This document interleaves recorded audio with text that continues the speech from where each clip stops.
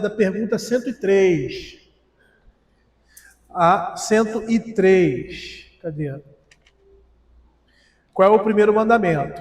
Tá? Então, nas últimas exposições, nós fizemos uma introdução, que era, acho que a introdução da pergunta 100, eu acho que foi. Acho que foi a pergunta 100 ou 90, alguma coisa. Depois eu vejo aqui. Falando dando uma visão geral dos mandamentos. Você tem, por exemplo, nos 10 mandamentos da Confissão de Fé, no Catecismo Maior, ela começa a partir da pergunta 103.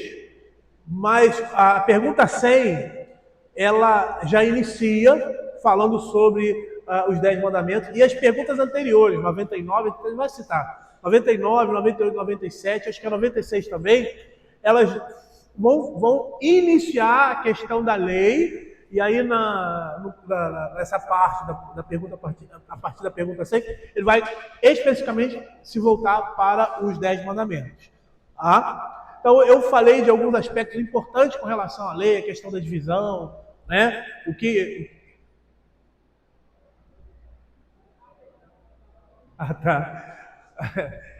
A questão da divisão da lei, né? Como o judeu via a lei, o que era a lei, né? O que ela representava. Foi uma introdução bem geral para nós começarmos a falar sobre os 10 mandamentos, começando agora pelo primeiro mandamento, que se encontra em Êxodo, capítulo 20, verso 3. Mas antes da gente iniciar, eu quero orar com vocês, né? De a gente nos preparar para a apresentação desse tema. Vamos orar. Senhor, nós te agradecemos por esse período de instrução, esse período que estamos aprendendo um pouco mais e da complexidade, Senhor Deus, da tua palavra com relação aos 10 mandamentos. Que essas coisas estejam sendo gravadas no nosso coração, estejam formando em nós, Senhor Deus, a tua imagem, Pai. É o que nós te pedimos. Abre o nosso entendimento, o nosso coração, para entendermos, Senhor, da tua palavra. É o que eu te peço, em nome de Jesus. Amém. Então, o que nós temos aqui? Nós temos o primeiro mandamento, que se encontra em Êxodo capítulo 20, verso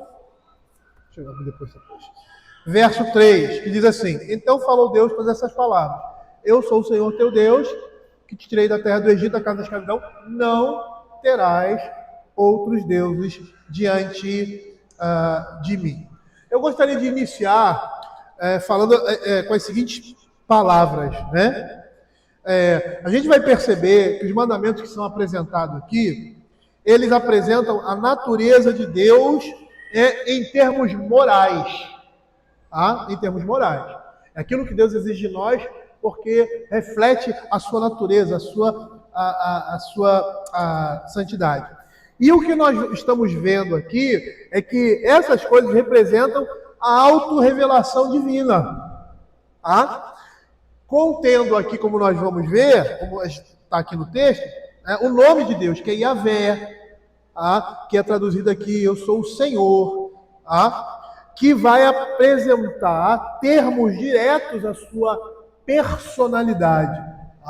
Então, nós vamos ver aqui nesses primeiros versos, em geral aqui no verso 1, especificamente no verso 1 e 2, Deus, um Deus vivo, um Deus dinâmico e ativo na história da humanidade, em especial na história de Israel. Veja aqui, eu sou o Senhor teu Deus que te tirei da terra do Egito, da casa da escravidão. E aqui nós temos um resumo da fé israelita.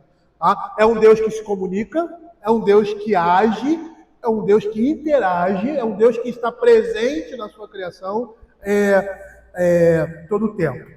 O que nós vamos perceber nesses mandamentos, na estrutura desses mandamentos, é muito semelhante ao que você vai ver no aspecto aliancista que existia naquela região, naquela cultura, na Ásia Ocidental Antiga.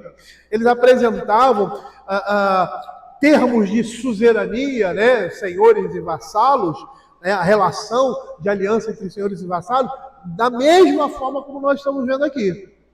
Tá? Então, é o grande rei que afirma a sua identidade. Eu sou o Deus que te tirei da terra do Egito. Resumindo aí os feitos em favor do candidato, né? Tirei da terra do Egito, né? Promete uma proteção futura, a gente vai ver que essa é a perspectiva aqui dos 10 mandamentos mais adiante, né? E com base nessa proteção, com base nessa relação, eu sou o teu Deus, né? Ele vai exigir lealdade exclusiva, e vai decretar algumas obrigações para os seus súditos. E geralmente essas obrigações eram listas de bênçãos e maldições que estavam sendo adicionadas naquele pacto. É o que você vê aqui, né? No livro de Êxodo, especificamente mais lá no livro de Deuteronômio, que é a repetição da lei. Então, o que nós estamos vendo aqui é um tratado muito semelhante ao que era feito. Lógico que esses tratados que eram feitos são muito semelhantes, são tirados daí, né?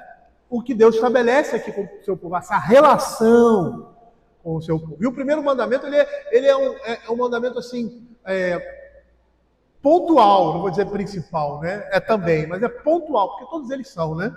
É pontual. Por quê? Porque ele vai apontar para uma adoração única, um monoteísmo, né? Contrapondo-se com a realidade, com o contexto que Israel vivia naquela época de politeísmo, de idolatria. Israel vivia num mundo politeísta, né? E aqui agora Deus se revela ao seu povo, né? Se revela a um povo específico, né? Cria-se a partir daí um povo específico, e esse povo específico foi dado a ele conhecer o verdadeiro e único Deus. O princípio do mandamento é: não terás outros deuses diante de mim. É interessante essa expressão, porque essa é uma expressão que na minha face, né, diante de mim, que era usada em relação ao ato de tomar uma segunda esposa, né? Então, enquanto a primeira estivesse viva. Então, a ideia aqui é que Yahvé, o Deus Todo-Poderoso, o único Deus, não dividiria louvor, adoração e honra com quem quer que seja. E é muito interessante que essa foi uma das coisas que se chocaram ali no Velho Testamento com a pessoa de Cristo. Porque ele faz determinadas coisas que exigem das pessoas que estão ao seu redor um comportamento que somente poderia ser atribuído a Deus. Por isso que ele é acusado ao final de toda a sua vida, né, daquele período do seu ministério, de blasfêmia, porque se você se faz igual a Deus. Porque aquilo que ele fazia, a autoridade que ele demonstrava, e consequentemente as coisas que eram exigidas por ele, somente Deus poderia exigir. E aí no Catecismo Maior a pergunta, a gente sabe que os catecismos, eles seguem uma didática daquele século, que hoje em dia foi abandonada.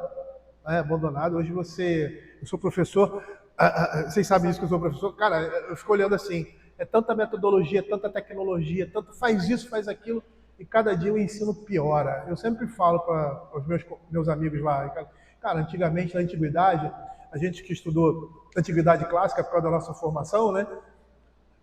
Os caras sentavam na pedra, meu amigo. Sentavam na pedra e escreviam. Entendeu? Não tinha nada de conforto, nada, e eles eram dotados de uma sabedoria, de um conhecimento muito maior que nós temos hoje. Aí hoje a tecnologia, aquela coisa toda e tal, o ensino é uma porcaria. Essa era uma das formas mais apropriadas, de se ensinar naquela época, perguntas e respostas. Você perguntava e a pessoa respondia, porque ele decorava a resposta, e aquilo ficava na mente da pessoa, né? Uma das coisas extremamente importantes na educação, pessoal aí que tem filho pequeno, né, é decoreba. Nossos filhos precisam decorar primeiro para depois aprender. Tá? Esse é um princípio muito forte na educação. Né? Então tem coisas que você precisa decorar, é que eu falo para meus alunos. Você não precisa... isso é assim, tá? Isso é o termo essencial da oração. Eu não preciso explicar, grava. Não precisa saber o que é. Lá na frente você vai saber, você vai entender. É isso, tá? Entendeu? Gravou? Gravei, beleza, pronto. Fica com essa informação, vamos adiante. Tá? O catecismo segue esse princípio. Perguntas e respostas. Qual é o primeiro mandamento? O primeiro mandamento é: não terás outros deuses diante de mim. Desculpa essa minha veia professoral, mas uma resposta adequada, ela tem que conter os elementos da pergunta. Por isso que na resposta é assim: o primeiro mandamento é... Por quê? Porque a pergunta foi: qual é o primeiro mandamento? O primeiro mandamento é: não terás outros deuses diante de mim. É o que está escrito aqui em Êxodo capítulo 20, verso 3. Tá? Por que ele inicia com os 10 mandamentos com esse mandamento? Porque esse mandamento vai dizer respeito ao objeto da verdadeira adoração. Tá? O princípio que está por trás aqui, estabelecido nesse mandamento, é que o Deus vivo e verdadeiro e nenhum outro é aquele ou quem deve ser adorado e servido pelo homem.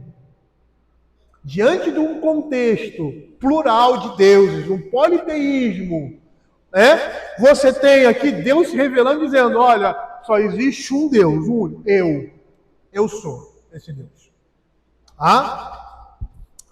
E é interessante, na estrutura desse catecismo, desse mandamento, que o primeiro fala sobre o objeto da adoração, e precisa se falar primeiro do objeto dessa adoração, ou seja, quem é esse Deus, esse único Deus, para se falar no segundo mandamento a forma correta como ele deve ser adorado, que é isso que o segundo mandamento vai nos mostrar, a atitude adequada diante desse único Deus, que é o terceiro mandamento, e a ocasião apropriada para esse culto e essa adoração, que é o quarto mandamento. Então perceba que tem uma estrutura aí.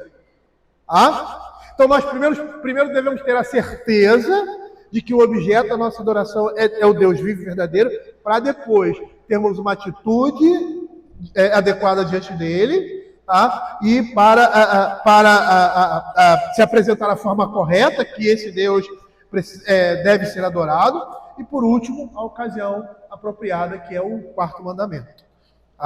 Então, esse mandamento ele vai apontar para unicidade,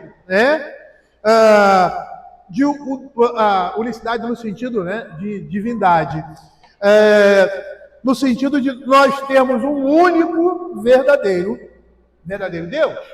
Não terás outros deuses diante de mim. E perceba que esse mandamento já vai apresentar uma posição contrária ao conceito religioso daquela época, e nosso também, a gente vai ver isso também. E por quê? Porque o conceito daquela época, a ideia comum é que não importa o tipo de religião que você tenha ou denominação que você pertença. Uma vez que a maioria das pessoas eles entendem que essas diferentes religiões têm o mesmo, têm em vista o mesmo objetivo. Em outras palavras, seria dizer que as diferentes religiões são apenas maneiras diferentes de se conhecer o mesmo Deus. É aquele ditado, que todos os caminhos levam a Deus. Você já deve ter escutado isso. Eu sou assim, eu sou assado, eu pratico essa religião. Não, mas todos os caminhos levam a Deus. A Bíblia não vai concordar com essa ideia. Esse mandamento vai dizer isso. Abra aí 1 Coríntios capítulo 8, verso de 5 e 6. Dentre muitos textos que vão mostrar que Deus é o único Deus, esse aqui vai nos falar também dessa realidade, desmontando esse conceito de que todos os caminhos levam, não importa a religião que você tenha, não importa onde você está servindo a Deus, ou que Deus, porque tudo é Deus. Ele vai dizer assim, porque ainda que há também alguns que se chamem deuses, quer no céu ou sobre a terra, como há muitos deuses e muitos senhores, todavia para nós há um só Deus, o Pai, de quem são todas as coisas e para quem existimos, e um só Senhor, Jesus Cristo, pelo qual são todas as coisas, e nós também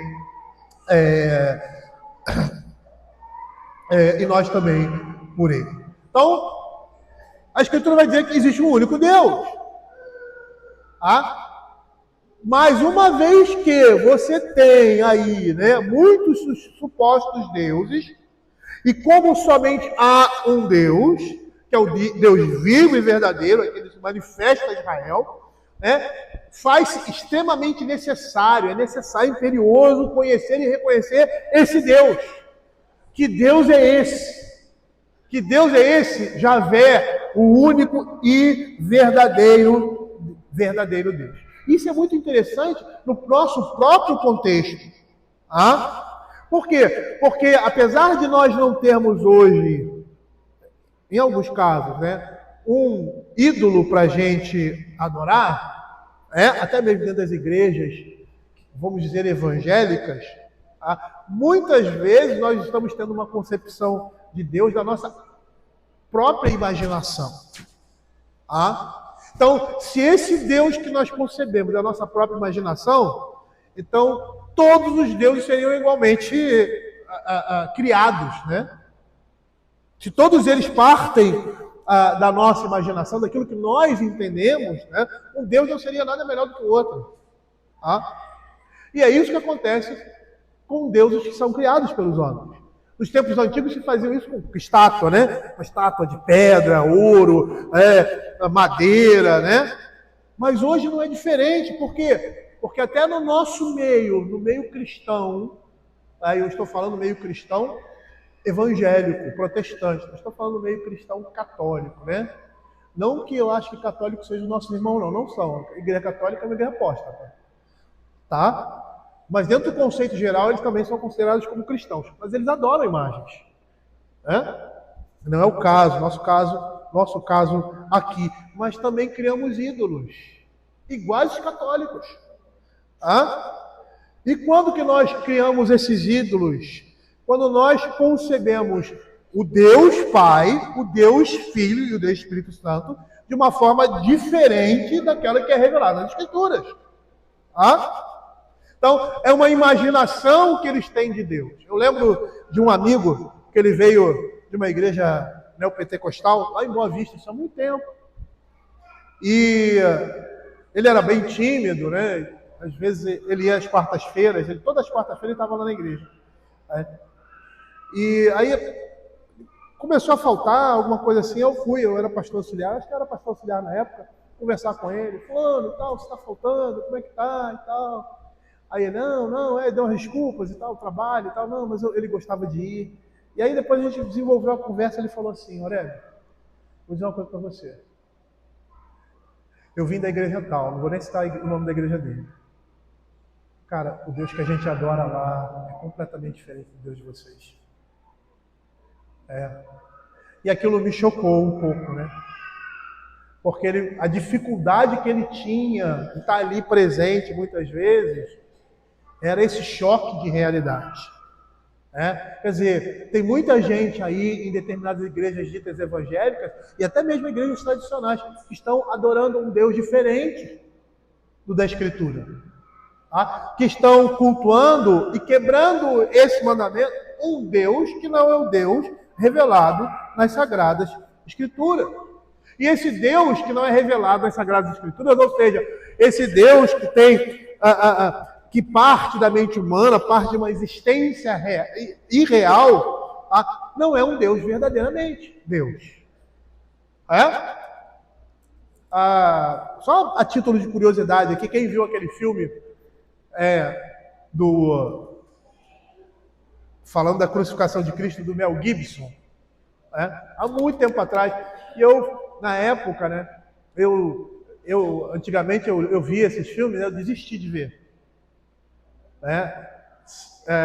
Antes de chegar à concepção que eu tenho hoje, eu desisti de ver, porque dava raiva, porque o que você via ali na postura daquele cara que representava Jesus Cristo, não era nada, não se assemelhava em nada com o que você tem na palavra de Deus. Não se assemelhava em nada. Tá? E aí eu fui ler, fui pesquisar, né, sobre... Tinha muito crente vendo aquele filme, achando ótimo e tal, e eles enfocam muito a questão do sofrimento do Senhor Jesus, sofrimento físico do Senhor Jesus, sofrimento da carne, né? Exageram até um pouco também, né? Todo ensanguentado. Ficou, mas não acho que parecia um corpo jorrando sangue. Não foi bem assim, né? E aí, quando você vai ler sobre o filme, você vê a perspectiva católica, né? A perspectiva católica da questão do sofrimento, do sacrifício, porque o sofrimento para eles é salvífico, né? Eles têm essa perspectiva, a questão do mérito, essas coisas todas. Aí eu fui ler que aquele filme tem como base não a escritura, mas uma revelação de uma mulher, de uma freira do século XII. Aí eu falei, peraí, né? Excelente revelação. Tem muita coisa que tem o texto da escritura. Revelação é excelente. 10. Mas muita coisa ali no filme distorce o sentido da própria escritura. Que Deus é esse? Que Cristo é o Cristo sagrado? Não. É um outro Deus. E tem muita gente adorando um outro Cristo, um outro Deus, que não o revelado nas sagradas Escrituras. Quando a gente olha para a lei, a gente vê o que ela exige. E os 10 mandamentos são isso. Os primeiros mandamentos, eles exigem de nós que cheguemos a conhecer o Deus vivo e verdadeiro como realmente Ele é. Tá? Então, quando Ele diz, não terás outro Deus, não farás para ti, não adorarás, né, não tomarás o nome de Deus, lembra-te do dia do sábado. O objetivo disso é fazer com que nós, o homem, conheça realmente quem é o Deus das Sagradas Escrituras. Tá? E o que isso pressupõe? Isso pressupõe que nós devemos aceitar os ensinos das Escrituras e formar a nossa mente de acordo com aquilo que a Escritura diz e não de acordo com o que nós desejamos. Por isso que você vai ouvir muito por aí. Deus me falou. Deus me falou. E muitas vezes, esse Deus que fala aí é o Espírito Santo no coração do homem. A partir da palavra de Deus, dando uma direção. É a sua própria consciência, a sua própria consciência, o próprio sentimento humano a partir daquilo que a Escritura fala. E que muitas vezes, não da ação do Espírito Santo, mas esse entendimento pode ser distorcido. Porque nós somos falhos. Então, quando isso que nós estamos sentindo representa aquilo que a Escritura está falando, você pode dizer com segurança que é o Espírito de Deus no seu coração. É Deus falando no seu coração. Tem algo de extraordinário nisso? Tem, porque é o Espírito Santo. Ele não fala com qualquer um. Ele não fala no coração do ímpio. Mas é algo ordinário. Como a conversão. Conversão é algo extraordinário, é poder de Deus. Mas no âmbito da ação ela é ordinária. Por quê? Porque ela acontece. É um ato extraordinário da parte de Deus, mas que ordinariamente acontece. E por quê? Porque aí as pessoas olham para o Velho Testamento, para o Novo Testamento, período da revelação, aí vê Deus falando diretamente por meio de sonhos, visões e outras coisas mais. E nós entendemos claramente, a Escritura mostra isso. Se você for fazer uma leitura, vamos dizer assim, sequenciada, investigativa da Escritura, você vai ver que aquele período foi um período especial, onde a palavra de Deus estava sendo trazida. E hoje em dia, Deus fala ao coração do homem por meio do Espírito Santo, a partir de uma promessa. Qual a promessa do Senhor Jesus? Olha, eu vou fazer você lembrar de tudo o que eu disse. E os discípulos lembraram. E lembraram por quê? Oração do Espírito Santo de Deus. Então, tudo que vem à nossa mente, que nos lembra da palavra de Deus, é o Espírito Santo agindo no nosso coração, iluminando o nosso coração, iluminando a nossa mente, trazendo ao nosso entendimento aquilo que nós lemos, aquilo que nós conhecemos. Por isso, conhecer a Deus, a leitura da palavra de Deus e bons livros que remetem à Escritura são essenciais na vida do crente, daquele que quer conhecer a Deus. E esses mandamentos, esses primeiros mandamentos, vão exigir de nós esse desejo, esse empenho, vai apontar para isso. É a revelação do próprio Deus, de si mesmo. Então, ele vai falar a respeito das coisas da criação, que Deus criou a criação, criou tudo em 6 dias. Ele vai falar que Deus ressuscita mortos. Ele vai falar da promessa de Deus de um novo céu e de uma nova terra, no fim da história. Ele vai nos ensinar que o seu Filho veio ao mundo para nos salvar de uma punição eterna. Vai nos dizer que há 3 pessoas da divindade, Pai, Filho e Espírito Santo, sendo que são um Deus somente. Isso pira a cabeça de cada um, principalmente a minha. Mas eu não vou entender, e nem é para eu entender isso, como eu falo para os meus alunos. É para você saber, decora. Deus é Deus Pai, Deus Filho e Deus Espírito Santo. Você não vai entender. São 3 pessoas distintas, mas é um Deus só. E nós cremos nisso porque a Escritura deixa claro isso de forma tão profusa. E é a partir desse conhecimento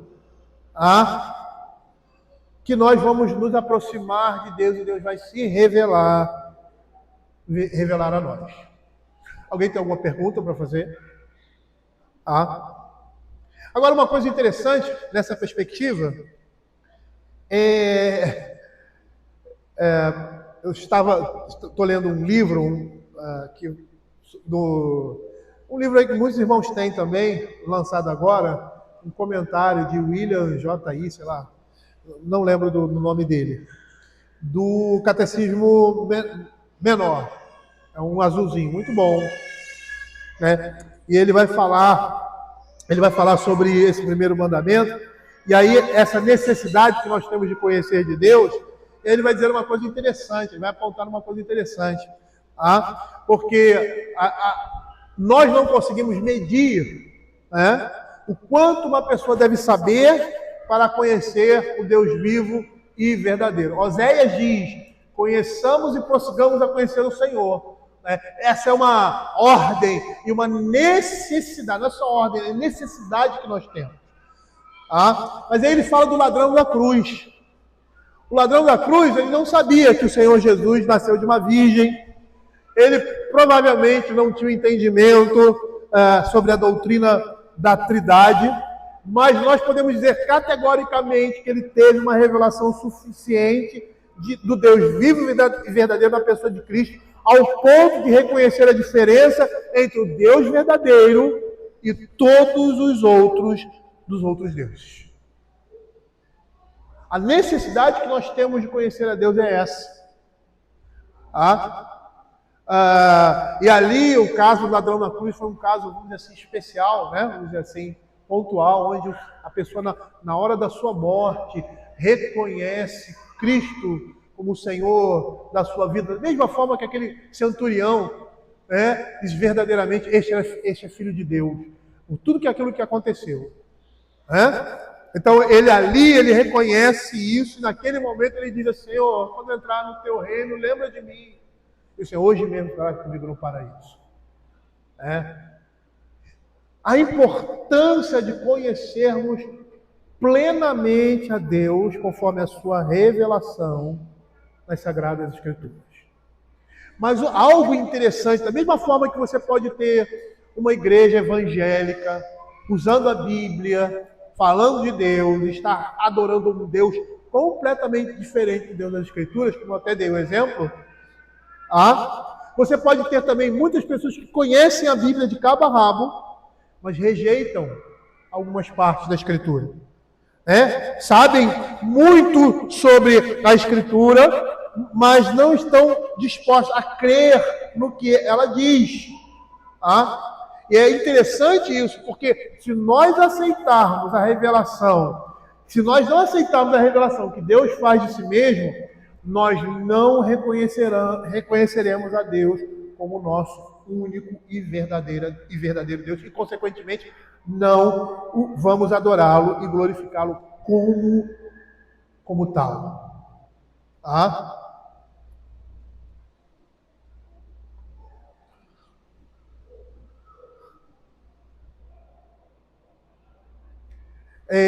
Diante disso, há um pensamento muito comum em nossos dias, é que alguém pode conhecer, olha, veja a importância disso, que alguém pode conhecer e reconhecer o Deus verdadeiro sem se preocupar com a igreja específica que ele pertence. E a gente percebe que hoje em dia tem uns que nem pertencem a igreja nenhuma. Não, eu quero adorar, eu vou servir a Deus de casa, vendo só as pregações da internet, tendo, na realidade, às vezes, a ideia de que pode conhecer a Deus de forma secreta, Mas o que a Escritura fala a respeito disso? O que esse mandamento vai apontar? A ordem que Deus dá na sua palavra é que confessemos a nossa fé diante dos homens. Não é isso que o Senhor Jesus diz lá em Mateus 10:3? Aquele que me confessar diante dos homens, E essa confissão diante dos homens faz parte de você estar presente ou ser participante, membro de uma igreja fiel. Então, a necessidade que nós temos atrelada a esse mandamento, dessa confissão diante dos homens, é a sua membresia, a sua ligação com o corpo de Cristo, que é a igreja, e precisa ser uma igreja fiel. Porque se for uma igreja infiel, ele não terá parte nesse corpo de Cristo e não chegará a conhecer o verdadeiro Deus. Em Atos capítulo 2, nós vemos ali a caminhada da igreja, verso 41 em diante. Então, a igreja ali naquele período era uma igreja que os crentes estavam ali dentro do judaísmo, era uma coisa só. O judaísmo deveria ter evoluído, se essa palavra é melhor, não sei se essa é a melhor palavra, se desenvolvido e se tornado o cristianismo. A fé judaica e a fé cristã deveria ser uma só. Mas não foi isso que aconteceu. Então houve ali um período de transição. E qual foi a necessidade dos crentes ali naquele período de transição? Veja, Paulo participava lá da igreja judaica e era um apóstolo, uma autoridade da igreja de Cristo. Ele dizia que os gregos não deveriam fazer a mesma coisa. Tito, Timóteo não, mas no caso Tito e outros, eles não deveriam servir na igreja judaica, somente na igreja, isso não lhes era exigido. Perceba que isso é um período de transição. Então Paulo lá, quando ele faz voto, ele é preso por causa disso, interpreta que ele tinha introduzido no tempo um gentio. Ele não fez isso. A Timóteo ele diz, não, você precisa, porque você é judeu, então você precisa seguir a lei judaica. Porque era um período de transição. Mas esse período de transição foi passando, e o que aconteceu? Qual foi a necessidade? A necessidade foi que a igreja de Cristo, por causa da rejeição dos judeus agora, tomasse um caminho completamente diferente. Agora não existia essa dupla membresia. Pelo contrário, os crentes agora começavam a caminhar juntos, mesmo porque o judaísmo repelia o cristianismo. Perceba, queridos, a complexidade do que a gente vai estudar, o mandamento propriamente dito, mas a complexidade do que isso significa nesse primeiro mandamento. E aí, dentro desse escopo, em outras palavras, nós podemos dizer que nós realmente não reconheceremos o Deus verdadeiro, a menos que estejamos comprometidos publicamente com Ele. E essa esse compromisso público é com a igreja visível e com a causa dele nesse mundo. Na teologia reformada, a igreja é chamada de mãe dos crentes. A igreja católica também chama, mas uma perspectiva totalmente diferente. E por que ela é chamada de mãe dos crentes? Porque é na igreja que os crentes são gerados. Essa é a ideia. A concepção católica é completamente diferente, apesar de usar essa mesma expressão. Então, a igreja é mãe dos crentes, por quê? Porque é ali que ela é gerada. É ali que o crente é gerado. É ali que o crente nasce. É ali que ele se desenvolve. Veja a importância nesse mandamento da igreja local. E aí, nessa perspectiva, o primeiro mandamento vai nos exigir que reconheçamos o Deus vivo e verdadeiro e o glorifiquemos em toda a nossa vida. Isso é um outro aspecto extremamente importante. Por quê? Porque eu preciso demonstrar no meu trabalho, nas nossas atividades de entretenimento, na escola, ou em qualquer outra coisa que fazemos, que eu tenho um único Deus e que eu adoro a esse Deus. Isso deve ser manifestado de forma ativa na nossa vida. É o que o provérbio vai dizer assim: confia no Senhor de todo o teu coração, não te estive do teu próprio entendimento, reconhece-o em todos os teus caminhos e ele endireitará as tuas veredas. As pessoas precisam saber aonde você está, que você adora um único Deus. E é o Deus da Bíblia. Eu vou parar por aqui, porque na próxima semana eu estava pretendendo falar sobre isso agora, mas a gente vai deixar para a próxima semana entender, ver como o Catecismo Maior apresenta a maneira de nós, vamos dizer assim, abordarmos os 10 mandamentos. Qual é a compreensão correta que eu tenho que ter de toda a lei de Deus? E a pergunta 99 do nosso Catecismo Maior, eu até peço que vocês tragam o Catecismo Maior, ou esse aqui, que o meu já está mais do que para lá de Bagdá, ou esse aqui, se vocês não tiverem, adquirir, que é muito bom, é o Catecismo Maior comentado. A pergunta 99, que diz assim: que regras se devem observar para a correta compreensão dos 10 mandamentos? Então ele vai apresentar 8 regras. E nós vamos falar sobre essas regras. Então, uma delas é que a lei é perfeita e obriga a todos em plena conformidade do homem integral, a retidão dela e a inteira obediência para sempre. Nós vamos ver rapidamente, eu não vou parar para a gente falar especificamente, versículo por versículo, sobre ela. Eu vou dar só uma noção para a gente poder entrar, continuar com o primeiro mandamento no que concerne às exigências. Porque a pergunta 104 é o que se exige do primeiro mandamento e o que se proíbe no primeiro mandamento. Então todos eles vão apresentar essas duas facetas, o que se exige e o que se proíbe. O Catecismo Maior vai apresentar isso aí. Então nessa pergunta 99, ela vai abordar como a gente deve permear, qual deve ser a nossa correta compreensão, a maneira como nós devemos abordar esses 10 mandamentos. Ele vai mostrar uma união indivisível, melhor dizendo, com relação aos mandamentos. Isso que o apóstolo Tiago vai dizer, lá no capítulo 2, versos 10 e 11, que ao quebrar um mandamento, nós quebramos outro. Eles estão interligados. Ele diz assim, capítulo 2, versos 10 e 11, pois qualquer que guarda toda a lei, mas tropeça em um só ponto, se torna culpado de todos, porque aquele que disse, não adulterarás, também ordenou, não matarás. Ora, se não adulteras, porém matas, vem a ser transgressor da lei. Então perceba que se você peca num aspecto da lei, você quebra toda a lei, apesar de você não ter cometido o mesmo delito. E muitos delitos que você comete, ou seja, muitos mandamentos que você quebra, você não quebra ele sozinho, porque ele vai estar ligado a outro mandamento. E a gente vai ver isso aí. E é isso que na nossa abordagem com relação aos 10 mandamentos, nós precisamos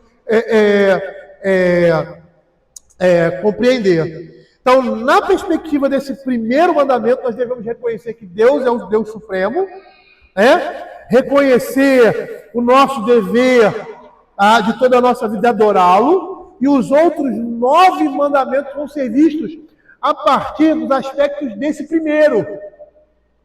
Os outros 9 vão nos ensinar como adorar e a glorificar o Deus verdadeiro, como ele deve ser devidamente adorado. Então, quando nós recebemos os mandamentos do Senhor, vamos lá na segunda tábua, por exemplo, que aparentemente não está relacionado, assim, estão relacionados, mas que aparentemente fala da relação do homem para com o homem, e a segunda fala do homem para com Deus, você vai ver que eles estão extremamente ligados. Por quê? Porque quando nós recebemos esses mandamentos, nós estamos honrando a Deus. Quando nós não estamos dando falso testemunho, nós estamos honrando a Deus, nós estamos adorando esse Deus. Quando nós nos esforçamos para guardar esses outros 6 mandamentos, nós fazemos isso porque amamos ao Senhor.